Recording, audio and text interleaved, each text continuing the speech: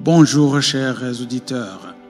Cette leçon est le résumé de la leçon 5 du premier trimestre 2024. Un grand merci à nos abonnés pour votre soutien.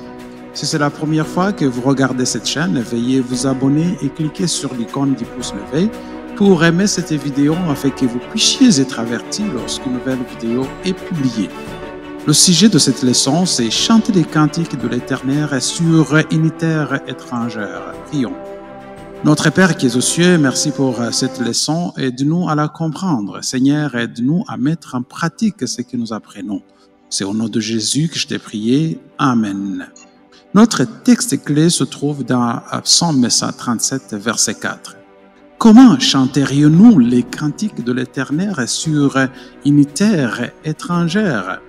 Chers auditeurs, dans le livre des psaumes, les poètes ont compris que la vie sur cette terre est remplie de péchés, remplie de mal, remplie de souffrances et de mort. Satan et ses partisans s'efforcent toujours de détruire cette terre et d'attaquer les lois sacrées de Dieu. Comme le péché et le mal empirent la vie sur la terre, le peuple de Dieu a souvent l'impression de vivre sur cette terre comme dans un pays étranger ou une terre inconnue. Les poètes qui ont écrit le livre des psaumes ont souvent ressenti la même chose. Ils se demandaient comment vivre une vie de foi dans un pays étranger. Comme nous l'avons vu, les poètes du livre des psaumes savent que Dieu est sous contrôle de la situation. Ils croient également que Dieu protège son peuple dans les moments difficiles. Les poètes sont donc parfois déconcentrés lorsqu'ils voient le mal gagner. Les poètes se demandent où est Dieu. Nous aussi, nous nous posons parfois ces questions. Nous devons nous rappeler que les poèmes du livre des psaumes sont aussi des prières. Dans ces prières, chers amis, les poètes parlent de ce qu'ils ressentent lorsque Dieu est silencieux et ne répond pas immédiatement à leurs appels à l'aide. Peut-être avez-vous ressenti la même chose lorsque vous avez prié. Vous vous êtes peut-être demandé pourquoi Dieu ne répondait pas immédiatement à vos prières. Ou peut-être avez-vous eu l'impression que Dieu était loin. Nous allons examiner certains psaumes du livre de psaumes qui parlent de ce que nous devrions faire pendant les périodes où Dieu est silencieux. Nous allons discuter des points suivants. Premier point, pourquoi Dieu permet-il que le péché et la souffrance existent? Deuxième, pourquoi Dieu permet-il aux innocents de souffrir? Troisième point, pourquoi Dieu ne met-il pas fin à nos souffrances actuelles? Quatrième point, ses promesses dans les Écritures ont-elles échoué? Et le dernier point va être, pourquoi les méchants prospèrent-ils? Voyons le point numéro 1. Pourquoi Dieu permet que le péché et la souffrance existent? Pourquoi les nations diraient-elles, où est leur Dieu? Qu'on sache en notre présence parmi les nations que tu venges le sang de ses serviteurs, le sang répandu. Les psaumes 79, verset 10. Lorsque le roi Nebuchadnezzar a détruit le temple et a rasé Jérusalem, le peuple de Dieu était totalement désorienté. Combien de temps Dieu permettra-t-il la souffrance? Combien de temps la victoire des méchants va durer? Combien de temps le nom de Dieu va-t-il être blasphémé? Combien de temps ne pardonnera-t-il pas les péchés? Combien de temps restera-t-il silencieux? On voit ça dans les psaumes 69, verset 5 et chapitre 74, verset 9 à 10 ou à 11. Si le peuple de Dieu est détruit ou est l'honneur du nom de Dieu, la seule solution que voit le psalmiste est que Dieu venge son peuple et détruise ses ennemis, comme il a fait dans le passé.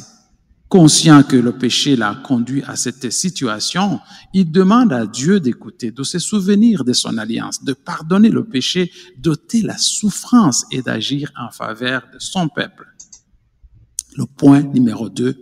Pourquoi alors Dieu permet aux innocents de souffrir?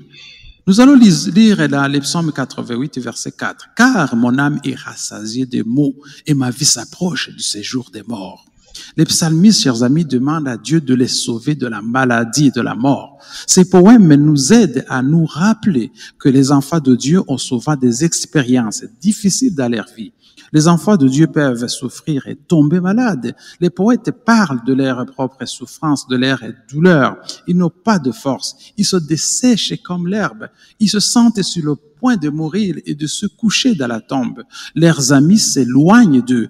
Un psalmiste dit, à cause de ma tristesse, mes gémissements sont tels que mes os s'attachent à ma chair.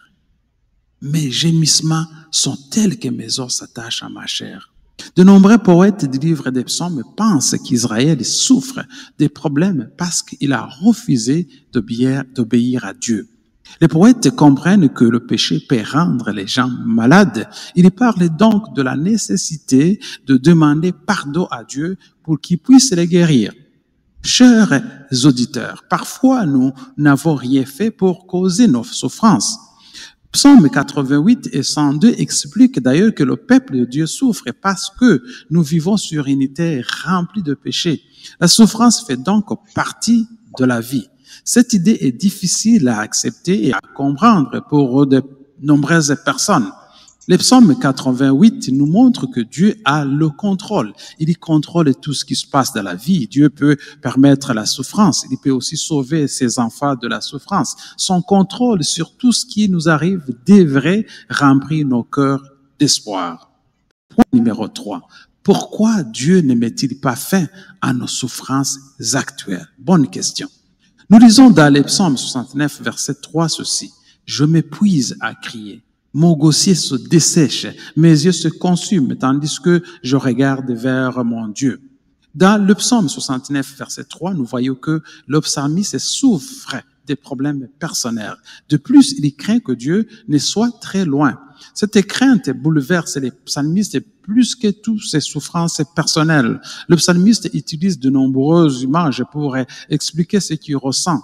Il compare son inquiétude à la soif dans un pays sans eau. L'inquiétude de psalmiste à propos de Dieu le rend malade au point de mourir. Il se compare à des oiseaux solitaires. Il écrit « Je suis comme un oiseau solitaire sur un toit ». On voit ça dans les psaumes 102, versets 6 à 7. Chers amis, le désert est une image qui nous aide à comprendre que le psalmiste se sent très seul et loin de Dieu. Un oiseau solitaire ou sur un toit n'est pas dans son nid. Il peut se reposer. Le psalmiste a l'impression de se noyer et il a l'impression de s'enforcer dans une boue épaisse.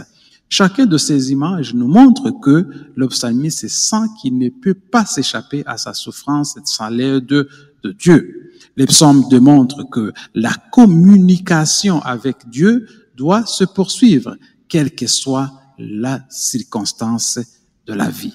Quelles que soient les circonstances de la vie. Le psalmiste refuse de rester silencieux lorsque Dieu ne répond pas à ses prières. Sa foi à la prière est forte. Il croit que Dieu est vivant et qu'il aime montrer sa miséricorde à ses enfants. Le psalmiste croit que Dieu est là, même quand il ne dit rien. Le Dieu qui se tait aujourd'hui est le même que celui qui a répondu à sa prière dans le passé. Le psalmiste croit donc que le Seigneur entend ses prières aujourd'hui. Lorsque Dieu ne répond pas immédiatement à ses prières, le psalmiste examine son cœur et sa vie. Il confesse ses péchés. Il continue à prier et à faire part à Dieu de ses besoins. Il sait que Dieu ne restera pas éternellement silencieux. Le point numéro 4 nous dit, les promesses n'ont-elles pas été tenues dans les Écritures? Sa bonté est-elle à jamais épuisée? Sa parole est-elle anéantie pour l'éternité?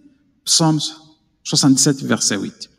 Vous vous êtes déjà senti comme le psalmiste, je m'imagine. Il crie vers Dieu en espérant une réponse, mais il ne la trouve pas. Dans son désespoir, il refuse la consolation. Il se souvient des moments où il chantait pour Dieu, où il le méditait. Il dit, maintenant, Dieu m'a-t-il oublié? Où sont tes promesses, mon cher mon Dieu? La réponse est dans le passé. Dieu a fait des merveilles devant les nations. Il a frayé un chemin dans la mer et a conduit son peuple par la main de Moïse et d'Aaron. Cependant, toutes ces actions n'étaient pas évidentes. Parfois, il a agi sans que sa main soit remarquée. Quand il se révèle ouvertement ou qu'il soit caché, Dieu agit. Chers amis, faisons confiance à Dieu.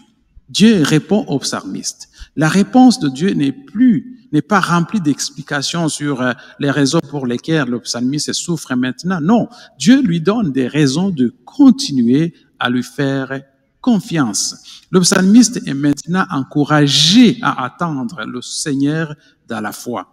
Pensez, chers amis, au moment où le Seigneur a agi dans votre vie. En quoi ces expériences vous aident-elles dans les moments difficiles que vous traversez aujourd'hui? Et ça, on va au point numéro 4. Pourquoi les méchants prospèrent? Car j'ai envié les arrogants, quand j'ai vu la prospérité des méchants. Psaume 73, verset 3. La théorie est la suivante. Quel est l'innocent qui a péri? Quels sont les justes qui ont été exterminés? Pour moi, je les vis, ceux qui labourent l'iniquité et qui sèment l'injustice en moissonnent les fruits. Job, chapitre 7, verset 8.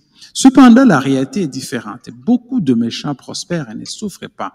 Bien que Dieu soit écarté de leur vie, mais ceux qui cherchent à se servir Dieu souffrent et ils souffrent et ils souffrent. Soyons réalistes, chers amis, dans ce monde, la loi est affaiblie et le jugement ne se fait pas selon la vérité parce que le méchant assiège le juste. Et la justice s'égare, la justice se perd. On ne voit pas de justice. C'est ainsi que les pieds d'Asaph, le psalmiste, ont failli glisser. Mais lorsque Dieu dirigea ses pas vers le sanctuaire, il y comprit enfin. Nous devons voir la prospérité des méchants dans sa véritable perspective. Nous ne devons pas regarder aujourd'hui, mais à la fin. Lorsque les méchants seront confrontés au jugement divin, ils cesseront d'exister. Ils perdront l'éternité heureuse réservée aux justes. Les gens mauvais peuvent penser qu'ils peuvent faire tout ce qu'ils veulent dans cette vie, mais dans l'avenir, ils devront répondre devant Dieu de tout ce qu'ils ont choisi de faire. Lorsque le poète comprend cette vérité biblique, il sait qu'il a eu tort de douter de Dieu. Il confesse son péché. Son seul Dieu peut nous aider à comprendre ce qui est important dans la vie. Nous devons vivre pour lui. Même si la plupart des gens autour de nous vivent pour eux-mêmes et pour leurs péchés, Dieu va juger tous ceux qui ont vécu. Dieu va juger tout le mal que les gens font. Comment cette promesse vous donne-t-elle de l'espoir alors que tant de gens font le mal qui n'est pas puni aujourd'hui? Beaucoup de gens font le mal. On ne les voit pas punis. Alors, comment cette promesse vous donne de l'espoir, n'est-ce pas, avec tous ces problèmes? Lorsque vous souffrez et que vous êtes dans le malheur, regardez vers le haut et non vers le bas. Regardez vers Dieu. Ne regardez pas vos problèmes ou leurs difficultés. Lorsque vous regardez vers Dieu, vous aurez toujours du courage. Bientôt, vous verrez la main de Jésus vous aider. Tout ce que vous avez à faire, c'est de lui tendre la main avec foi. Laissez-le vous guider. Lorsque vous apprendrez à lui faire confiance, vous serez rempli d'espoir. Lorsque vous apprendrez à faire confiance à Dieu, vous serez rempli d'espoir. Lorsque vous prendrez le courage et que vous saurez que tout cela, c'est sous le contrôle de Dieu, à ce moment-là, l'espoir va vous remplir. Chers amis, c'est la fin de cette leçon. N'hésitez pas à la partager, à la faire connaître à vos amis, à la faire connaître à vos membres de famille, à tout ce qui vous entoure, et que Dieu vous bénisse. À la semaine prochaine.